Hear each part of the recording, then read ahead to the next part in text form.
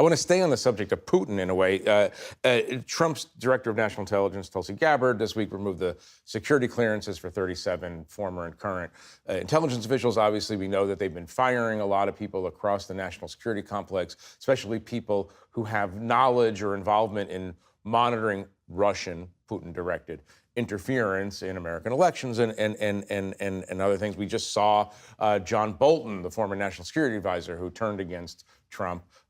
We saw his home being raided. Give us a sense, Matt, to start, give us a sense of what's going on here. Why are they seem to be cleaning house of people who are very suspicious of Russia? I mean, a lot of it is, Tulsi Gabbard came in early on talking about trying to depoliticize the intelligence community. But this action, among others, sort of gives a sense of political retribution, that they are taking things out on agents on the intelligence community who came to some conclusions around Russia's involvement in the 2016 election. She's mischaracterized some of that intelligence in some of this as well. So, but I think it's aimed at political opponents or who Trump perceives as his political opponents. Laura, are we seeing the next phase of the I am your retribution presidency? I think we are. I think today, seeing the fact that they raided and searched John Bolton's house in Maryland is a step that we had not seen them take to this point, which is them going and taking an action very aggressively against someone that has been one of the most public in terms of speaking out against the actions taken by this administration, and someone who was a part of the first administration. But John Bolton has not shied away from criticizing the administration and the actions that they've been taking. And so it does look, I mean, the pattern across all of it is retribution. And it appears as though they're not going to stop with this. They've taken actions against D.C., and they could very well take actions against other Democratic-led cities. And a part of that is that retribution. Right. I want to come to what's going on in our city in a moment. John, just to stay on this subject, what are the consequences of these actions being taken against intelligence officials? Look, I think that the threat of international terror is not over. If America gets hit at some point again with another terror attack, I think there will be a lot of looking back at, were we paying attention? Not only the people that were fired, and by the way, let's also mention earlier in the administration when basically the entire National Security Division of the Justice Department was cleared out, also the top ranks of the FBI. The fact that you had, as we talked about weeks ago on this program, you had some 1,000 personnel at the FBI and the DOJ spending a matter of months going through the Epstein files.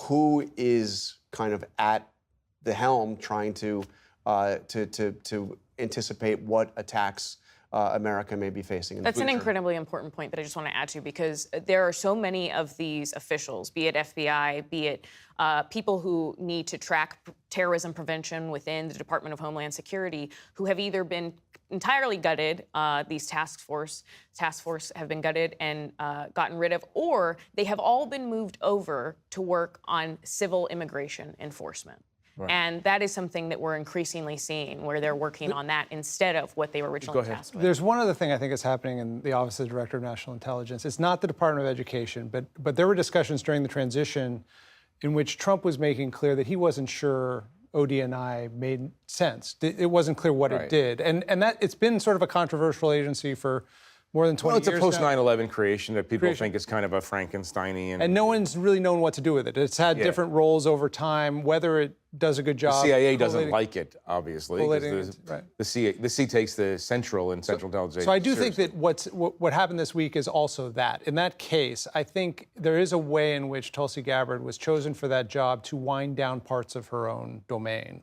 in the way that Linda McMahon is doing at the Department of Education. But firing all the Russia experts is a pretty specific way of doing it. Yeah, and I think that gets at so much of Trump, where there may be a problem that he's identified that people can agree needs to change, but they don't necessarily agree with his prescription for how he's carrying it out, which gets to the D.C. point as well. Two more things I want to get to, John. The first is something that Laura mentioned, the National Guard Yeah. And all these federal law enforcement agencies flooding Washington, D.C., or at least flooding the area around Union Station, our train station. And the Washington Monument. And the Washington Monument, high crime scene, obviously. Trying to understand it, and I'm trying to understand whether this is actually just a pretty large ICE raid in disguise. What's the motivation here? I mean, it seems that right now it is largely for show. I mean, that's why you see the National Guard Humvees at Union Station and in front of the National Monument. But there's been a serious stepped-up activity. The one category of stepped-up activity that we've actually really seen since this has started are the ICE raids in Washington. That's not the way this has been sold. It's been sold as, this has become the most dangerous city in the world, and we need to get crime under control. Now Trump has bragged that we haven't had a murder in a week in Washington, D.C., something he's not sure has ever happened before. But look, a lot of this is about show, and it's about him getting ready for the 250th anniversary of America's founding. Right. Laura, what are they feeling inside the White House? Like this is just the first city? Yes, I think that they are. And they said that this week. The president forecasted it again. So did Vice President J.D. Vance. They repeatedly said that D.C. could potentially become a model for other cities. And one of the easiest ways for the president to do this, to potentially replicate where he's able to put National Guard in cities like Baltimore or Philadelphia or Boston, is to invoke the Insurrection Act. That would be one of the easiest ways for him to do it because it gives him such wide latitude to say, people are protesting around a federal government building, I can send in National Guard troops. Right. But as of now, they're not actually doing much, which is the thing. Right. So. Well, they're not in the areas where there's a high murder rate, for one thing. I want to do one more subject before we have to go, and it concerns this phenomenon in American political life called Laura Loomer. Michael, you are the table's reigning expert on Laura Loomer. You just wrote a profile of her. Explain who she is and how she has so much power in American politics. Well, who she is changing. So 10 years ago, Laura Loomer was an online troll, conservative activist who eventually was kicked off all the major social media platforms for hate speech violations. She said a number of very objectionable things. She continues to say things that are very offensive to many people.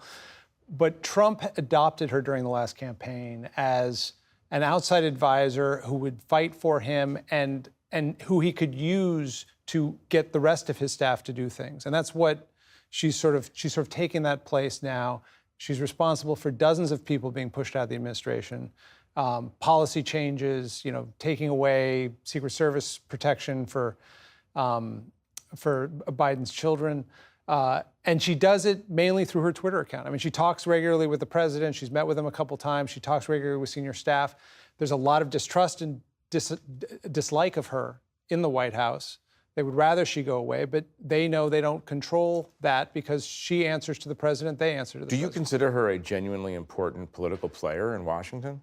I think she has I think it's the position she holds. She right now is the person that any industry group, political activist organization, deputy undersecretary at some agency can feed information to. And if she decides that it's worthy of putting out to get rid of somebody, to get somebody fired, to end a career, she puts it out and she can get action from it. Right. And so she has. She's powerful. She's become an institution at the moment. Tell us, you interviewed her in the last few days. Tell us one of the remarkable things that she told you. I mean, she was going after Earl Matthews, who's one of the highest-ranking African Americans in the Pentagon. She opposed his nomination. I said, but he was, he was confirmed anyway. And she said, well, I don't listen to anything he says. Everything he says is just ebonics. Even though Earl Matthews speaks like anybody else speaks. So it was basically just a So just racial straight up racism. Yeah. Straight up racism. I could go on with others, but yeah. Well, I'm going to encourage people in 5 seconds to read your profile. So it's going to be great. I wish that we can go on. It's a great conversation, but we're going to have to leave it there.